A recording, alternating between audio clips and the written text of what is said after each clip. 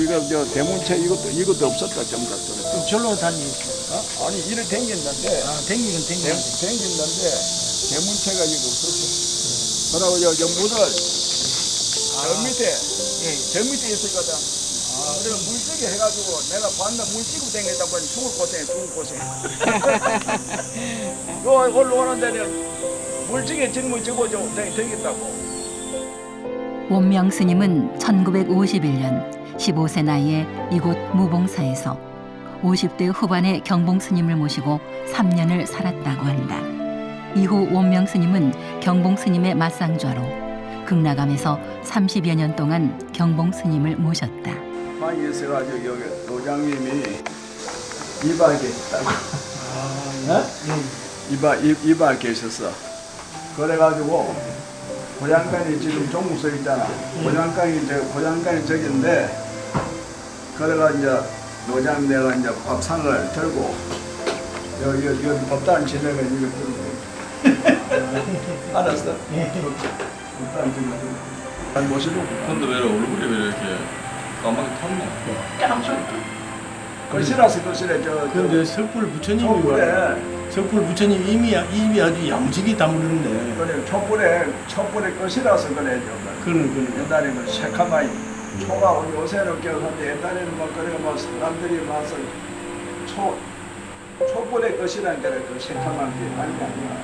내가 3년 살았다 옛날에. 예. 그러면 노장님하고. 진짜 오랜만이야. 몇십 년 전에 온 거고. 경치가 아주 좋네. 갑시다. 뭐 사진은 뭐 자꾸 찍는겨. 지금의 영남루 자리는 예전에 영남사라는 절이 있었고 무봉사는 이 영남사의 부속 암자였다. 은사 경봉 스님을 처음 만났던 곳, 늘 마음속 한켠에 새겨져 있는 곳, 맞상절에서는 잊을래야 잊을 수 없는 곳이다. 스님의 계셨을 때는 뭔가 그래도 살아있는 불교가 있었다. 그리고 스님이 계시니까 아주 든든하고 불교가 든든하고 우리 스님이 계실 때는 불교에 경봉 스님이 있다.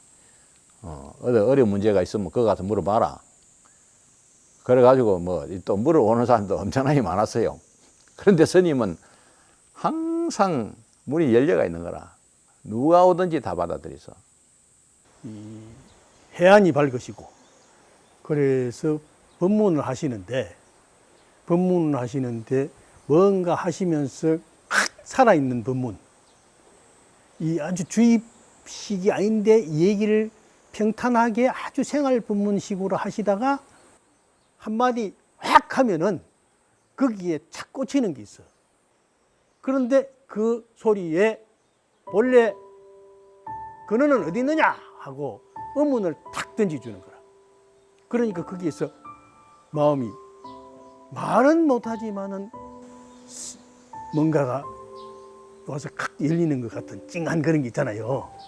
그러니까 평소에 사람들을 대할 때 그런 어떤 제스처 같지만은 그것이 많은 사람들에게 깨우침을 주고 또 그게 또 하나의 끌려가게 되는 매력이 되어가지고 많은 사람들이 오게 되고. 아흔의 노고에도 시자들의 부축을 받으며 법상에 오르신 경봉 스님. 그 모습 그대로가 살아있는 법문이다. 구한 말에 나서 일제시대, 한국전쟁, 그리고 1980년대 이르기까지 근현대를 관통하여 한국 불교를 든든하게 떠받쳐준 대선사. 15세 이른 나이에 어머니의 죽음을 맞닥뜨리고 이듬해 생사의 이치를 찾아 출가한 경봉 스님은 통도사 강원에서 경을 배웠고 이때 한용운 스님으로부터 화엄경의 깊은 도리를 배웠다.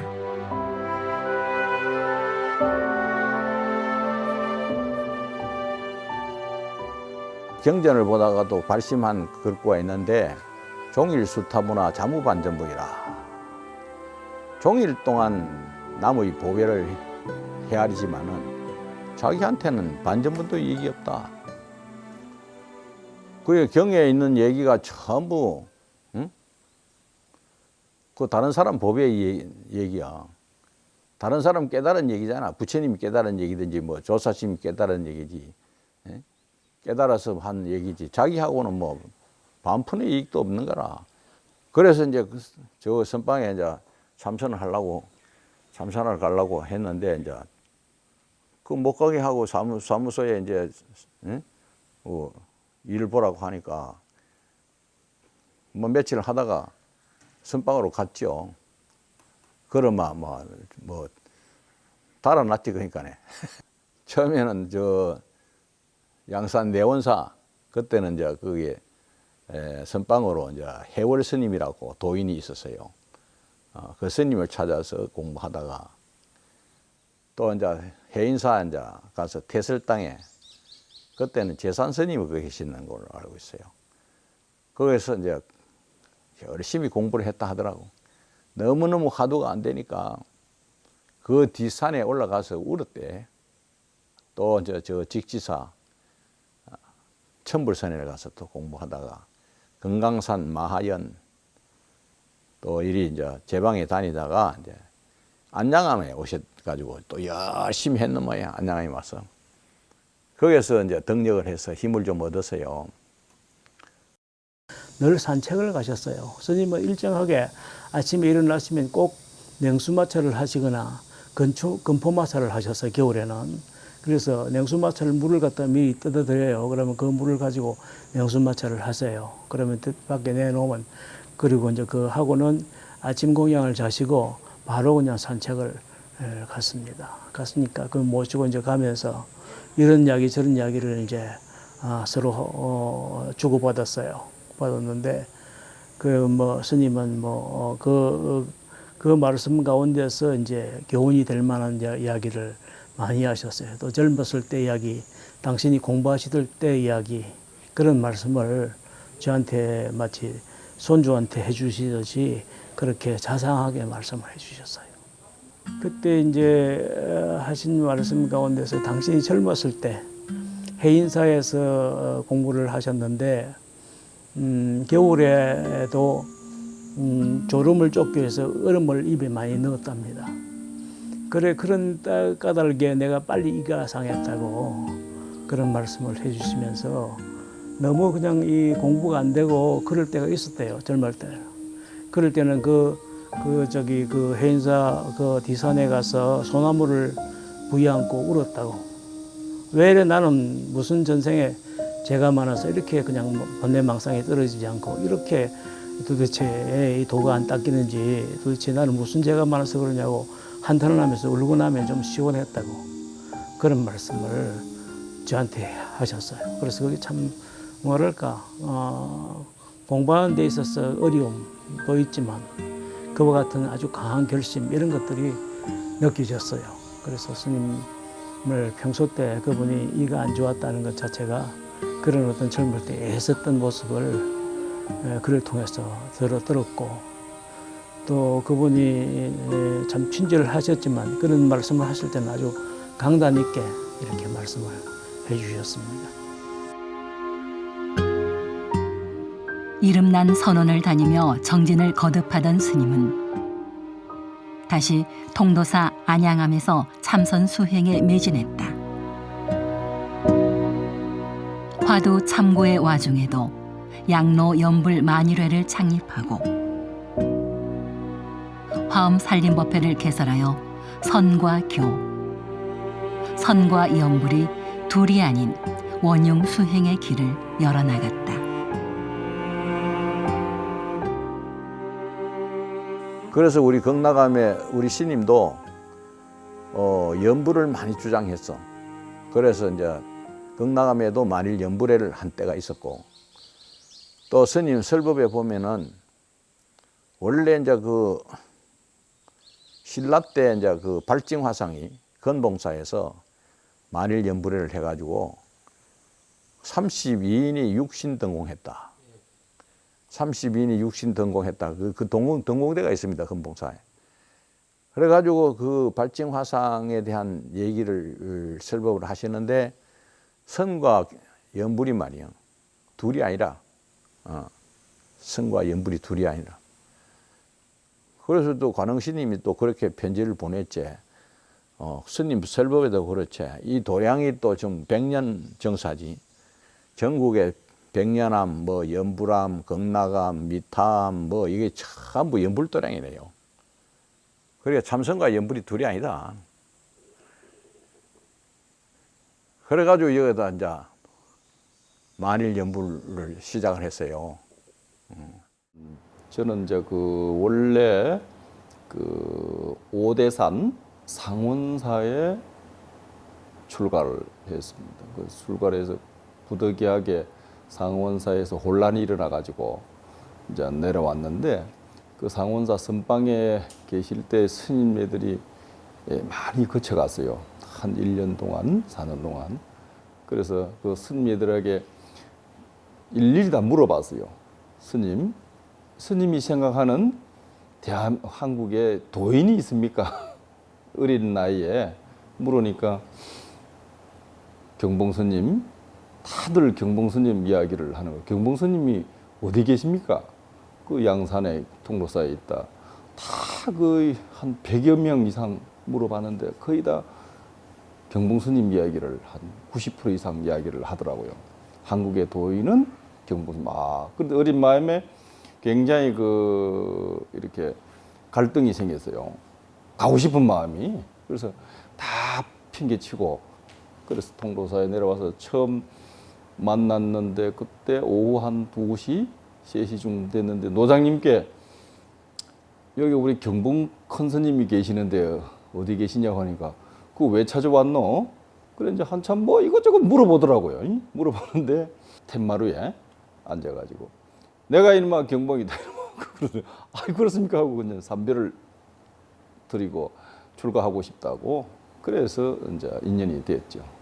아주 인자하셨고 굉장히 정말로 뭐 우리가 보이지 않는 그런 어떤 내면적인 그런 어떤 자비로움이 너무나 넘치고, 옛날 노인네들 보면 조금 왜 나이 들고 해서 좀 그렇지 않습니까? 근데 그렇지 아니하시고 굉장히 자비하시고, 그때 당시에는 뭐 걸어 다니셨으니까. 예. 이제 큰 스님께서 이제 뭐 화엄경을 많이 이제 보셨다고 다들, 또 어떤 분들은 또 무슨 경전 무슨 공부를 했다고 했지 않습니까? 결과가 아주 뚜렷하게 성공적인 결과가 있습니다. 큰 스님께서는 그 결과가 지금도 겨울 되면 통도사의 화엄살림을 이제 시청 처음으로 개설하지 않았나 생각되고, 그 화엄살림이 오늘날까지 아마 전국에서 유일가는 화엄살림 뷔페가 아마 그렇게 많은 분들이 이렇게 참석하고 하는 분들이 아마 결과물이 아닌가. 그 경봉 큰 스님의 어떤 모습이 아닌가 이렇게 저는 생각되고. 한자리에 모여 부처님의 광대한 가르침이 담긴 화엄경을 설하는 화엄살림법회에서 스님은 이 한생 없는 셈 치고 반드시 결판을 내겠다는 각오로 밤낮 없는 용맹정진에 들어갔다. 극락암에 이제 스님이 이제 계시면서 이제 화엄살림을 21일간 했어. 거기서 이제 용맹정진을 한 거라. 밤낮 없이 공부를 하면서 화엄경 강의도 하고 이랬는데, 이제 거기서 이제 도로 깨치게 되죠. 동짓달. 그때가 이제 46살이더라고. 동짓달 초여름 날이더니 2시 30분에. 그지? 그다음 옛날에는 전기가 촛불밖에 없었거든. 촛불이 막 춤을 추는 거라, 갑자기. 그래서 막 확철대오 한 거야. 촛불 춤추는 걸 보고. 근데 그게 뭐 그냥 평소에 뭐 갑자기 그거 깨실 수 있겠어요? 그 화두 일념을 계속 그게 뭐 강을 해도 그 생각, 선을 해도 그 생각, 가나 오나 앉아나 서나 항상 그 화두 일념, 그동안에 이제 제방 선언을 다니면서 또 스님들하고 제가 거량하고 하던 그것이 다 몰려가지고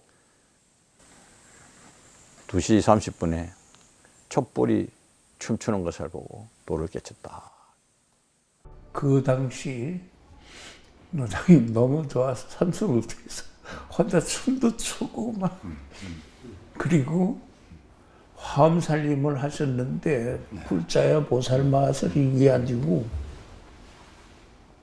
당신 그 깨달은 그 경지 갖고 법문하신 그래가지고 이제 그 다음 날부터 법문이 달라지는 거라. 도를 깨치기 전하고 도를 깨친 이후에 화엄살림 법문이 달라지는 거라. 그만만 온갖 소리가 다 나오는 거라요. 뭐 조금도 꾸밈 없이 그냥 그대로 누가 보면 듣지 못한 그런 얘기도 막 해버리는 거라. 그러니까 나한테 스님은 경보스님이 미쳤다 이렇게까지 소문이 났대요. 그러니까 나중에 이제 스님이 이제 내가 이래가 안 되겠구나. 그래 법문을 이제 법문하는 걸 바꿨다 그러더만. 호련, 확연한 깨달음의 세계를 맞이한 경봉 스님은 이후 통도사 불교 전문 강원장, 통도사 주지, 선학원 이사장 등을 맡아 일제강점기의 어려운 시기에 사찰과 대중을 외고했다. 그리고 한국전쟁이 끝날 즈음 통도사 극락 호국 선원의 조실로 추대되면서 극락암에는 스님을 찾는 이들의 발걸음이 끊이지 않았다. 자고 나면은 먹 깔고 또 이제 종이 준비해가지고 이제 해드렸죠. 북글씨를 쓰신다고 할 때는 이제 겨울이니까 여름이든 항상 2시 반에 일어나서 3시에는 이제 꼭 이제 애볼 보시고 앉아서 해보시고 끝나고 나시면은 새벽에 꼭 팔운동 하십니다. 그 북글씨를 쓰시면서 이제 한 몇 점 쓰시고 하셨는데 큰 스님을 찾아오시는 모든 분들은 얼굴만 한번 뵙고 가겠다고 하시는 분도 있고 또 글씨를 좀 이제 받으려고 오시는 분도 있는데 이제 건강이 안 좋으셔가지고 하는 아이고 점이라도 하나 찍어달라고 하는 분도 계셨고 여러 가지 아마 큰 스님의 어떤 삶의 의지처가 만나게 되면은 뭔가 힘이 솟지 않나 이제 이런 어떤 느낌을 받았습니다. 우리나라의 큰 스님들은 대충 다 극락암에 한쳐서 나와갔습니다. 최고 많이 있을 때는 65명권이 와 있었다. 수자들이. 그래서 옛날에 해인사에 종정하는 해암스님도 극락암에 와 계시고 또 수덕사 원단스님도 몇 년 전에 열반했습니다만은 그 스님도 스님 밑에 와서 한치라도 살도 간다. 이제 그런 생각하고 그래 왔다 갔죠. 도인이 되자면은 참선을 해야 된다. 이 세상 한생 안난폭 잡고 공부해야 된다. 그리고 옛날에 해암스님, 해인사, 해암스님 같은 분, 종종 지내신 분들도 다 거기 와서 노스님 찾아와 가지고 참선하시고 또 일타시인 같은 분도 노스님 찾아와서 참선하시고 그런 참 훌륭한 명성이 이름뿐만 아니라 실제 와서 딱 대하고 보면은 거기에서 딱 느껴지는 뭔가 말할 수는 없지만은 딱 느껴지는 그런 게 있단 말이에요. 그러니까 그 문전성시를 이룰 정도로 참 사람들이 대단히 많이 오고 그랬습니다. 그때 이제 우리 그 불교계 전반적으로 북쪽에는 이제 그 인천 용화사 정강 스님, 남쪽으로는 이제 통도사 경봉 스님 두 분이 이제 이 선사로서 도인으로서 그렇게 이제 이 성역에서도 그래 알고 있었어요. 또 글씨도 고성 선서화전 해놓으면은 글씨도 스님 글씨는 여러 사람 있는 가운데서 확 드러나는 거라 도필이라서 그런지는 모르지만은 한번 법문 듣고 간 사람들이 계속 광고를 하니까 거기 가자 뭐 이래가지고 도인이라고 거기 가자 해가지고 입에서 입으로 스님의 명성이 퍼지면서 공부하기를 원하는 이들은 한반도의 남쪽 끝 경남 양산의 작은 암자로 찾아들었다. 나와 우주가 둘이 아닌 경지를 일러주고 부처가 간 길이 지금 우리가 가는 길과 결코 다르지 않음을 역설한 경봉스님. 큰 깨달음을 얻은 이후에도 설법을 하는 틈틈이 사부 대중과 함께 수행에 매진하여 전혀 흐트러짐이 없었다. 내가 노장님 때 시공할 때만 해도 낮에는 노장 공부하려고 하면 뭐 밤낮 뭐 시도들이 막 차도 오긴 해. 그래 이제 젊으실 때 이제 많이 하셨고 내가 시공할 때만 해도 노장님이 밤은 12시만 넘으면 날 새도록 그 선을 선 말씀을 하시니까 그렇게 노장님 정견하셨습니다. 연세가 많아서도 그렇게 정견하셨습니다. 젊을 때는 말할 것도 없고 옛날에 비료함이 올라가면은 간산청수 봤잖아요. 간산청수. 그걸 떡 써놓고 저 기둥에 건져 앉아가지고 니 봐라. 간산청수가 뭔지 아나? 그러거든. 그걸 이제 산을 보고 물소리를 듣는다 이 말이거든. 그 자연의 목소리, 자연의 소리를 깨우칠 줄 알아야 된다. 그래서 항상 스님께서는 도법자연이라 도라는 것은 자연에 있는 것이다. 그리고서는 보조법을 항상 마음에 담으시고 설명을 하시고 그랬거든요. 이제 그런 것들이 나한테 이제 공부하는데 굉장히 영향을 많이 주고, 그러니까 스님께서 하시는 말씀이 항상 뭐냐면 목격이 도전이라는 말을 많이 썼어요. 목격이 도전이라, 목격 도전이라. 눈이 착 마주치는 그 자리에 도가 있다. 벌써 도인은 착 보면 알아채야 된다. 거기 스님이 법문에 아주 그냥 그 메시지를 완전히 화살 같은 정강석화 같은 반야의 지혜를 팍 쏴주는 그런 느낌이 들거든. 그래서 그 스님의 법문은 상당히 이제 참 훌륭한 법문이다. 그렇게 생각하고 있지. 지극하게 하라고 함생 안난셈 치라 이래 말씀하셨어요. 많은 생 가운데서 이번 생은 아예 안난셈 치라. 그래 그러면 좀 덜 억울하다 이렇게 말씀을 하시거든요. 근데 그 젊은 사람한테 한생 안난셈 치라는 말이 어떤 면에서는 가혹하기도 하고 또 한편으로는 그게 가능해질까 하는 생각도 사실은 들기도 하고, 그리고 결심을 굳게 하라는 그런 말씀으로 그걸 새겨 들었습니다. 일반 대중에게는 알기 쉽게 이렇게 설명을 해주시고 법문을 이제 해주시는 분이라고 이제 이렇게 되어 있고, 그래서 아마 사람들이 다 편하고 좋지 않나 이런 생각도. 또 이제 이 스님애들에게는 아주 경책이 되는 아주 화두를 놓지 말고 삼아라고 하는. 그러니까 이마에 우리 이제 이마가 있잖아요. 이마에 화두를 들 때는 살아 있다고 생각하고 화두를 놓을 때는 죽었다고 생각해라. 이렇게 아주 일침을 하실 때가 많습니다. 생사를 이마에 항상 달고 다니라고 우리 이제 선방 스님들 공부하는 수자 스님들에게는 아주 뭐 오시는 분마다 간절하게 말씀을 드리더라고요. 그걸 옆에서 이제 지켜봤죠. 반야 지혜를 구하고 근본 정지를 나누는 법담은 극락암에 머물지 않았다. 스님은 당대의 선지식들과 편지를 주고받으며 법거량을 나누었고 젊은 수자들의 의문에 대해 일일이 답을 주었다. 스님들과 나눈 편지가 300여 통에 이르고 70여 년에 걸친 스님의 일기에는 한 수행자의 여법한 일상이 고스란히 담겨 있다. 눈 밝은 선방 수자들이 모여들어 진리를 논하던 곳, 극락암 경봉 스님의 거처는 텅 빈 듯 높디 높아 푸르른 하늘을 닮았고 가득 찬 듯 깊고 깊어 검푸른 강물을 닮았다. 가만 생각하면 한 20년 넘게 이제 원주를 하니까 내가 이제 도망가야 되겠다. 그래서 노장입니다 하려는 그래서 스님 그 전에는 내 혼자 있었지만은 이제 밑에 뭐 사제들이 있고 하니까 스님 저 이제 원주를 그만하랍니다. 이랬거든. 이러니까 노장이 뭐라고 하는지 압니까?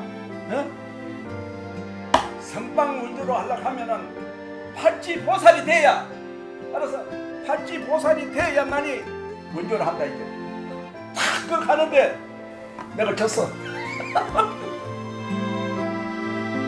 경봉 스님의 팔찌보살 한마디에 극락암을 떠나지 못하셨던 원명 스님, 그리고 3번의 미소를 짓게 한다는 삼소굴. 자신의 삶 중 반 이상을 머무셨던 곳. 부처님의 마음이 오롯이 상주하는 그곳에 경봉 스님이 계셨기에 삼소굴에는 반야의 미소가 늘 함께 했으리라.